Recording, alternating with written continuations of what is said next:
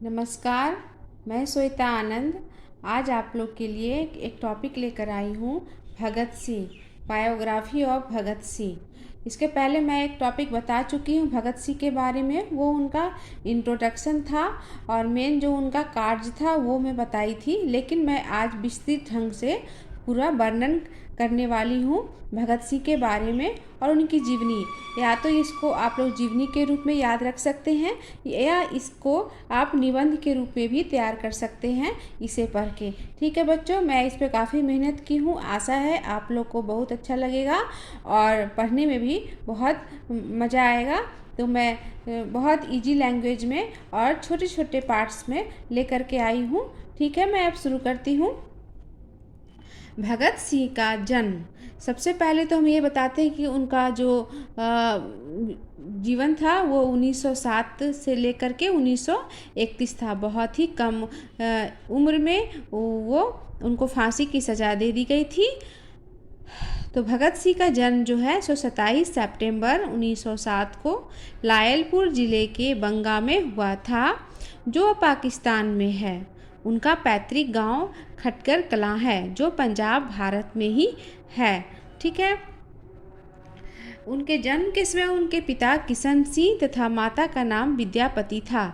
जन्म के समय मैं इसलिए बोली हूँ कि जन्म के समय उनके पिता जेल में थे। ठीक है, उनके पिता का नाम किशन सिंह था और माता का नाम विद्यापति था। उस समय उनके चाचा अजीत सिंह और स्वान सिंह भारत की आज़ादी में अपना सहयोग दे रहे थे। ये दोनों करतार सिंह सराभा द्वारा संचालित गदर पार्टी के सदस्य थे। कौन से सदस्य थे, किनके सदस्य थे? तो करतार सिंह सराभा, करतार याद रखिएगा, करतार सिंह सराभा द्वारा संचालित गदर पार्टी, ये गदर पार्टी के सदस्य थे। भगत सिंह पर दोनों का गहरा प्रभाव था, इसलिए ये बचपन से ही अंग्रेजों से घृणा करने लगे थे। भगत सिंह करतार सिंह सराभा और लाला लाजपत राय से अत्यधिक प्रभावित थे।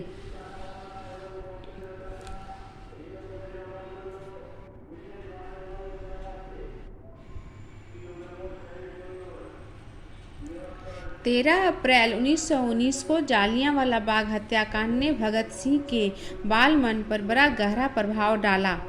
लाहौर के नेशनल कॉलेज की पढ़ाई छोड़कर भगत सिंह ने 1920 में भगत सिंह महात्मा गांधी द्वारा चलाए जा रहे अहिंसा आंदोलन में भाग लेने लगे, जिसमें गांधी जी विदेशी सामानों का बहिष्कार कर रहे थे।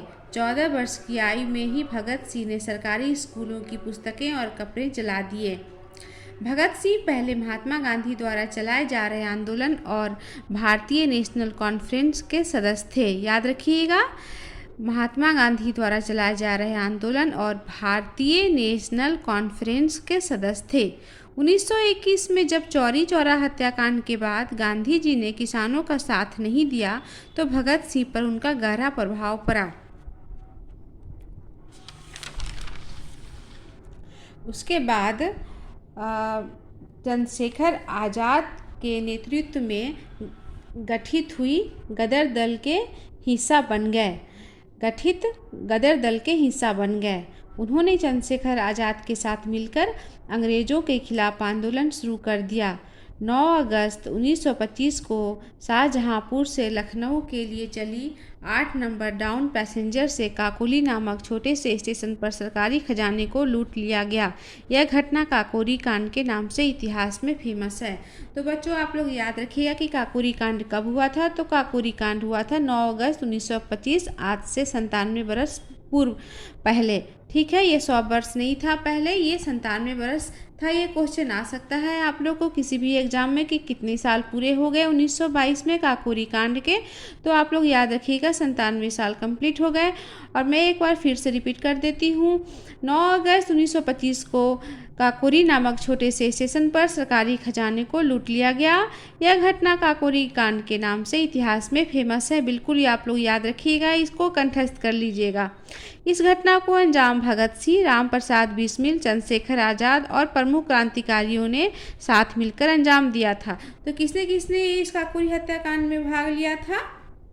हत्याकांड नहीं, सॉरी, कांड में, जिसमें तो राम प्रसाद बिस्मिल, भगत सिंह, चंद्रशेखर आज़ाद और प्रमुख क्रांतिकारियों के साथ अंजाम दिया गया।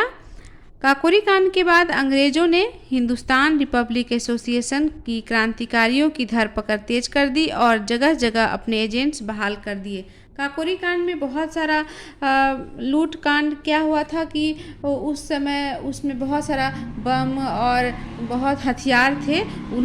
वो मतलब कि लेने के लिए बम और बहुत सारे हथियार जो कि इन क्रांतिकारियों को ज़रूरत था, तो पता चल रहा था कि उसी ट्रेन से आने वाली है।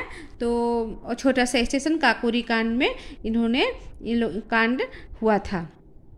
काकोरी कांड के बाद अंग्रेजों ने हिंदुस्तान रिपब्लिक एसोसिएशन को क्रांतिकारी की धरपकड़ तेज कर दी और जगह जगह अपने एजेंट्स बहाल कर दिए।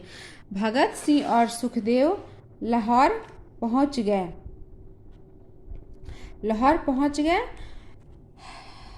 भगत सिंह ने राजगुरु के साथ मिलकर 17 दिसंबर 1928 को लाहौर में सहायक पुलिस अधीक्षक रहे अंग्रेज अफसर जेपी सैंडर्स को मारा था, क्योंकि लाला लाजपत राय की मृत्यु के कारण वही था।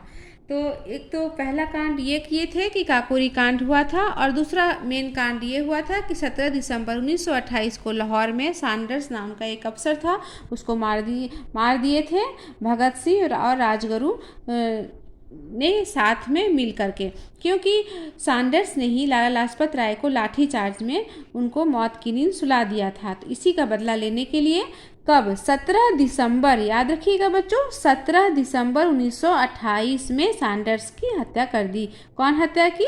तो भगत सिंह और राजगुरु। ठीक है, अब इसमें कोई प्रॉब्लम नहीं है, अब मैं क्लियर कर दी। अब आगे इसमें चंद्रशेखर आज़ाद ने उनकी पूरी सहायता की। क्रांतिकारी साथी बटुकेश्वर दत्त के साथ मिलकर भगत सिंह ने अलीपुर रोड स्थित ब्रिटिश भारत की तत्कालीन सेंट्रल असेंबली के सभागार में 8 अप्रैल 1929 को अंग्रेज सरकार को जगाने के लिए बम और पर्चे फेंके थे। अब तीसरा इन्होंने क्या किया? इन्होंने 8 अप्रैल 1929 को एक सभा चल रही थी दिल्ली के असेंबली में, दिल्ली के सेंट्रल असेंबली में, तो वहाँ पे पर्चा फेंका और कुछ बम फेंके थे। उसके आगे भगत सिंह अध्ययनशील विचारक, दार्शनिक, लेखक, पत्रकार, अच्छे वक्ता, पाठक भी थे। उन्होंने अकाली और कीर्ति 2 अखबारों का संपादन किया था। कौन कौन अखबारों का संपादन किया था? तो अकाली और कीर्ति 2 अखबारों का संपादन किया था। फिर तो उनको जेल जाना ही था।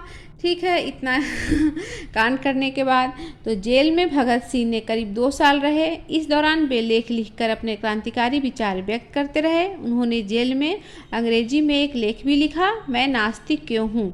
जेल में 64 दिनों तक अपने साथियों के साथ भूख हड़ताल किए। उनके एक साथी यतीन्द्र नाथ की मौत भी हो गई थी उस भूख हड़ताल में।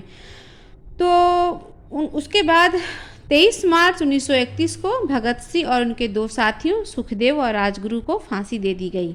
ठीक है, तो उनको फांसी कब दी गई? 23 मार्च 1931 को उनको और भगत सिंह, राजगुरु और सुखदेव को फांसी दे दी गई।